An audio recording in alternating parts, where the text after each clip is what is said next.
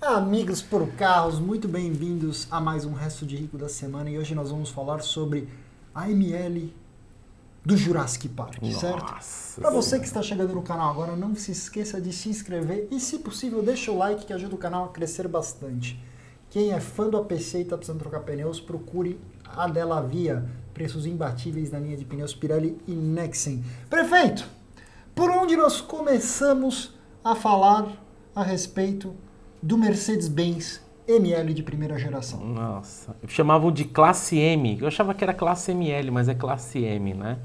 Então ele foi o primeiro dessa nova geração, porque a gente tinha as Range Rovers, tempo depois Cherokee, a IML, depois a BMW com a X5, né? Isso mesmo. Então é um carro que está lá no segundo Jurassic Park, o Mundo Perdido, né? Tem até a cena lá que ele tá... É o quê? Que é um trailer aqui? É o trailer de laboratório do Puxa, pessoal lá, que o carro está sendo jogado de um precipício pelos Tiranossauro Rex. Bom, tem algumas mentiras nessa cena.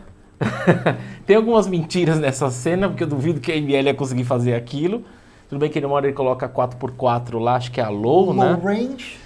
E o carro tem uma força ali E depois daquilo, rezando aqui nas gravações, a caixa de transferência quebrou. Mas o Mercedes ML atualmente ele é conhecido por GLE, certo, senhores? Mas a ideia da Mercedes-Benz com o primeiro ML era tirar de linha o lendário classe G. O problema é que eu lembro, eu cheguei a andar na 320 na primeira, que eu de dirigir, eu cheguei a manobrar, não lembro. Aqui a G sempre foi um Jeep. A ML, não vou falar da primeira, mas a seguinte sempre tinha aquele comportamento de centro de gravidade mais baixo. E ele não tem a resistência de uma G. A ideia da Mercedes-Benz foi criar... Primeiro ela foi a grande montadora europeia, tirando a Land Rover, que tem uma tradição mais off-road, a fazer um SUV com uma perspectiva mais de carro de passeio. Exatamente. Tá? E eis que surge até uma coisa curiosa, é que a história da ML ela é intimamente relacionada a um joint venture com a Mitsubishi. Teoricamente, a primeira ML era para utilizar a plataforma da Pajero. Nossa. As coisas degringolaram, mas ainda assim, em 1994, a Mercedes bateu o martelo no projeto, ela foi desenvolvida e passou a ser fabricada na fábrica americana, no Alabama, certo? O carro chega ao mercado inicialmente com a versão V6, a ML320, em 1997, certo? Até então, terreno inexplorado pelas demais, foi o carro que, como disse o prefeito, criou essa onda de concorrência no segmento com X5, Cayenne, Q7 e todas já as tinha que Cherokee já, né? Já, a Cherokee já. A Cherokee desde tava 94 ali, né? já tinha o Grand Cherokee, que era, inclusive, para vocês que estão assistindo, tem uma discussão muito grande com relação ao SUV que era mais veloz na década de 90. Sim. E por incrível que pareça, dependendo do critério e do contexto, vocês podem ver o Chiquinho e o Cadu aqui em cima falando sobre o Grand Cherokee e essa história de ser o SUV mais veloz da época, certo? Mas todas as MLs são tração integral, Formatic da Mercedes, tá? Em 1998, já como ano modelo 99, a Mercedes lança o ML 430 com motor V8. É tudo motor da AE, né? Isso daí. Exatamente. 320, 430. E em 99 lança a versão 55 AMG. Só que o motor 55 é o da W210, é o V8 aspirado. Isso. Esse nunca teve ML com motor compressor, né? É isso mesmo. E para o Brasil, nós tivemos 3 motorizações a gasolina principais da Mercedes, tá? Aliás, ML. só um outro comentário. ML55 era V8 aspirado, a G55 era V8 compressor, então a G andava mais que a ML, tinha mais torque e tudo mais, né? Mas a questão é o seguinte, essa geração da ML ela ficou no mercado de 97 até 2005. Aqui para o Brasil a gente teve as seguintes versões do carro. A ML320 com o clássico 3.2 V6 de 218 cavalos para 31,6 kg de torque, fazia 0 a 100 ali na casa dos 9 segundos e meio, tinha máxima de 180 km por hora. O ML430 que utilizava exatamente o mesmo motor da E430 da época, rendendo aqui 272 cavalos para 39,8 kg de torque, já fazia 0 a 100 nos 8 segundos e atingia a máxima de 210 km por hora. E por último, a versão AMG, que tinha um V8 aspirado da E55W210, mas um pouquinho menos de potência, um Mais pouquinho mais de torque, né? torque, É. rendendo 347 cavalos para 52 kg de torque, fazendo 0 a 100 em 6 segundos e meio e com máxima de 235 km por hora. A questão, gente, é que a ML foi altamente elogiada na época do lançamento dela. Mas isso não quer dizer que não foi um carro que teve críticas também muito pesadas, sendo as principais atribuíveis aos modelos pré-facelift, tá? Qualidade de acabamento do carro, Não quebra, materiais de Cone. construção. É tudo. Ele era mais BMW do que Mercedes. Essa foi uma bela porrada, hein? Não é? Foi debaixo da cintura, hein? Mas essa primeira geração da ML, antes do facelift, ele era tudo tudo que as outras não eram, vai. Para as Mercedes Não era da época que confiável. eram altamente confiáveis, a ML deixou um pouco a desejar. A Mercedes, obviamente, voltou às pranchetas e no facelift resolveu trabalhar muitos desses problemas. Inclusive, tudo que nós estamos falando aqui, se vocês tiverem a oportunidade de optar para um modelo pré-facelift ou pós-facelift, vão para o pós-facelift, que a vida melhora bastante, tá? E como sempre, você vai comprar um carro desse, a primeira coisa que você vai fazer é a pré-compra, porque é lá que eles vão ver se o carro que você está vendo tem condições mecânicas legais e ou se apresenta alguns dos problemas crônicos que nós vamos falar agora. E, obviamente, se você tem ou pretende ter um carro desse, você tem que ter o contato no seu celular dos nossos amigos da FSL Imports, porque importar peça, de fato, você precisará, como diria o mestre Yoda, certo? Nossa Senhora. Foi péssima essa analogia, mas vamos aos principais problemas com o Mercedes ML de primeira geração. A lista é extensa, gente. Eu gostei da primeira frase. Não é conhecida por ser uma Mercedes confiável. Tipo A isso. gente sabe bem como isso funciona. Mas, primeira questão, ABS. O módulo do ABS desses carros, especialmente nos pré-facelifts, costuma dar problema. O problema do ABS é que esse ABS provavelmente é o de primeira geração.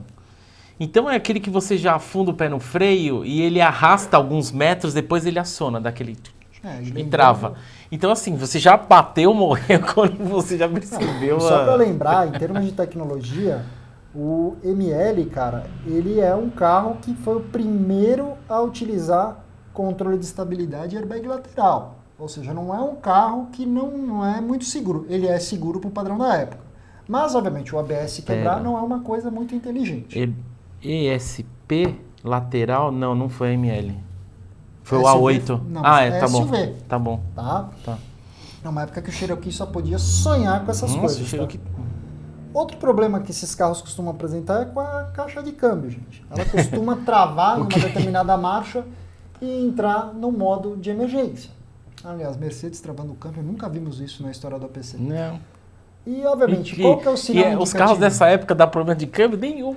Não, às vezes, as Cs não dão, mas a verdade. ML dá. O Acho A8 que dá. grande parte disso se deve também à utilização... X-Type dá. Grande parte disso A se deve... X5 provavelmente vai dar. Vai. Grande parte disso se deve essencialmente porque era uma época que as montadoras ainda estavam se aventurando com o SUV, um veículo mais pesado, de maior carga. O ML pesava 1.900 quilos. E, obviamente, muitos componentes foram transplantados de carros de passeio menores e mais leves, tá? Mas, quando o seu câmbio der problema com o ML, provavelmente vai aparecer uma mensagem do low range com problemas piscando no painel. É um problema com a caixa de câmbio. Por isso que a cena do Jurassic Park é irreal. Aquilo não ia acontecer, aquilo lá. Imagina, você vai colocar o 4x4 low range, aparece a luz e já era. Exatamente. E geralmente essa luz do low range acesa pode indicar tanto um problema de câmbio como um problema de diferencial. Lembra que a Mercedes está na primeira tentativa de fazer o SUV. Então, assim, acho que qualquer montador, eu já falei aqui, a Porsche teve um problema com a Cayenne no início, assim como... Quando uma marca inaugura um segmento novo, é sempre uma aventura, então muita coisa tem que perdoar. Por isso eu também não recomendo, tipo, você pegar, na minha opinião, né? Você pegar a primeira geração da Cayenne nos primeiros anos, a primeira da Panamera, a primeira da ML, a primeira X5, é complicado que é difícil a montadora acertar. Não acerta, cara, assim, manda o mercado para ver o que acontece, arruma os problemas no facelift, no geral, na próxima geração fica E eu concordo melhor, né? em gênero, número e grau com o prefeito nesse aspecto, ainda mais nesses carros que estavam desbravando novos territórios. Celular também. Uma outra coisa que costuma dar problema nesses carros é a caixa de direção. A bomba da direção hidráulica vai para o espaço. Tá? Então, naturalmente, o carro fica sem a direção hidráulica. Provavelmente por conta do peso deve gerar estresse, não deve conseguir arrefecimento. Putz, já imagina. Peso.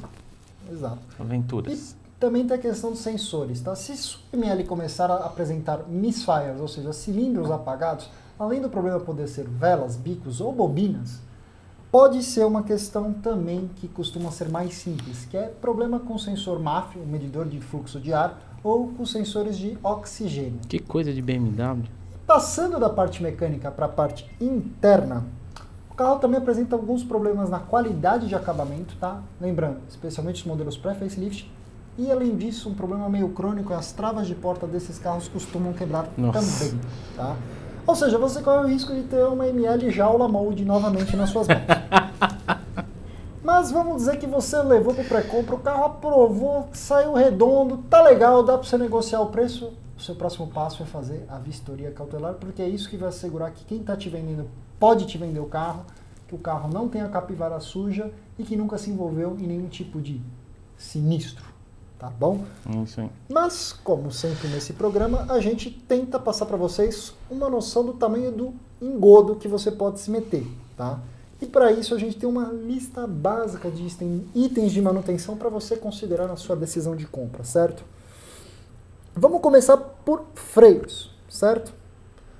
Um jogo de pastilhas de freio dianteiro e traseiro mais sensores para uma ML dessas vai te custar, em média, R$ 1.500, tá? Ok. Pastilhas e sensores completos, não necessariamente caixinha original Mercedes, mas do fabricante da peça original. Pelo porte do carro, ok. E aí lembra até a questão das próprias Discovery, que tem um preço de manutenção bem interessante para algumas peças de reposição desse tipo. Discos de freio, carro grande, carro pesado, já com alguns anos nas costas. Em média, para você trocar o jogo de dianteiro e traseiro, você vai gastar R$ 2.000. Ok, tá? também. Com nossos amigos da Delavia, uma cotação básica de pneu, lembrando que é um pneu um pouquinho específico, que é uma roda aro 16 com pneu borrachão, pode contingenciar algo na casa dos R$ 4.500 a R$ 5.000. Esse já é salgado já. Já acho salgado. Se você for fazer uma troca de óleo, lembrando que o carro tem desde as versões V6 como as versões V8, você vai gastar em média desde R$ 650 a R$ 700 para o V6 até R$ 800, R$ 900 para o modelo V8, considerando obviamente o kit de filtro de óleo, anel de bujão, aquele kit básico da diversão. E inclusive aqui no Amigos por Causa a gente tem uma parceria com o pessoal da Zip Lube do Shopping Eldorado aqui em São Paulo. Se vocês forem lá para trocar o óleo do seu veículo e antes de abrir a ordem de serviço falar que viram no APC, vocês vão ter um desconto ou 1 litro de óleo gratuito para você fazer o seu serviço com eles, tá? Agora o que você vai falar é salgado. Exatamente. Chegamos no ponto onde as coisas podem salgar, que é a questão desses carros utilizarem amortecedores hidropneumáticos. Obviamente, eu tenho certeza que nossos amigos da Firstline vão ter uma condição hiper interessante para consertar eventuais problemas no conjunto original. Mas digamos que você chegou no ponto que não tem conserto, você vai ter que repor o jogo, tá? A alternativa mais sensível para o seu bolso é colocar uma peça paralela, mas não qualquer peça paralela. O básico é você colocar um kit da Bilstein, que vai vir inclusive com novas molas. Um jogo de suspensão de amortecedores desse carro da Bilstein vai te custar em média entre 8 e 9 mil reais. Tá? Mas vamos supor que você superou a questão dos problemas crônicos, superou a questão do custo da cesta básica de manutenção. Você comprou a sua ML, certo? E você vai falar, eu não tenho como ter seguro nesse carro. Mentira, aqui na tela vocês estão vendo quanto que vai custar para vocês dá um jeito. fazer um seguro com alguma cobertura padrão. Obviamente, os valores escritos aqui podem variar dependendo de quem você for, onde você mora, do seu estado civil, tá? Não deixe de consultar nossos amigos da Franqueira Seguros para saber a cotação de verdade para você. Esses preços estão errados. Você está viajando esses preços. Então, cara, não é que eu estou viajando, é quanto a galera está pedindo nesses carros hoje, cara. Nos ML anunciados. 320, que é o modelo de entrada, 23 mil. Esse carro não estava 9 outro dia? Não, cara, carro andando e funcionando com mínimo de dignidade, 9 pau também não, né? Peraí, é que você não Eu está nunca considerando. vi. Você não está considerando blindado também, né? A maioria é blindada, amigo. Bom, você está discutindo essa questão de preço, prefeito, mas a questão é o seguinte, para uma ML 320 98 com mínimo de dignidade ainda, um carro rodante, tua porta de entrada é ali nos 23 mil reais. Imagina, Uma ML cara. 430 já sobe um degrauzinho nessa história toda e você já começa a encontrar carros por entre 29 e 35 mil reais. E por último, a nossa querida ML55MG, que já é um produto meio clássico, meio diferenciado, difícil de encontrar, Mas tem. comanda um pouquinho mais de preço, mas atualmente existem veículos anunciados pelo preço de 60 mil reais. Agora, 5.5 por 60 mil reais eu acho justo, porque é um outro nível de carro. E é uma Sim. MG também. E Mas tem esse todo o preço custo dá de 3... manutenção MG. Sim, leva em consideração Disco também de que freio, é outro suspensão, nível. Pode é outro nível. vezes 2 tudo nos preços aí. Agora, Exatamente. 320, 430, os caras estão muito loucos, velho. Você tá louco. 23 mil era o preço da 430. Bom, mas aí você vai ficar chorando com esse preço, mas eu vou fazer uma pergunta e eu queria ver a resposta de vocês aí nos comentários. No final do dia, o que vocês preferem? Andar de EcoSport ou andar de Mercedão ML, hein? Comenta aí, o que vocês comprariam? Depende. Das primeiras ML não dá, tem que ser EcoSport. Se for das próximas, você cogita. Bom, Entendeu? essa é a opinião do prefeito. Eu não tenho opinião formada sobre isso. Mas, se você chegou até aqui, provavelmente você gosta bastante desse tipo de conteúdo que a gente faz. A gente pede para vocês deixarem o like aí, que ajuda bastante o canal a crescer. Mas se você quer saber um pouquinho mais sobre aquele que talvez tenha sido o melhor SUV de tocada da história, aqui nessa tela final, vocês podem ver a gente falando sobre a famosa primeira geração da Cayenne, ou como diz o prefeito, a Cayenne Camelo com gengivite. gengivite. Não fui eu, foi Jeremy Clarkson que disse. Camel Genivirus.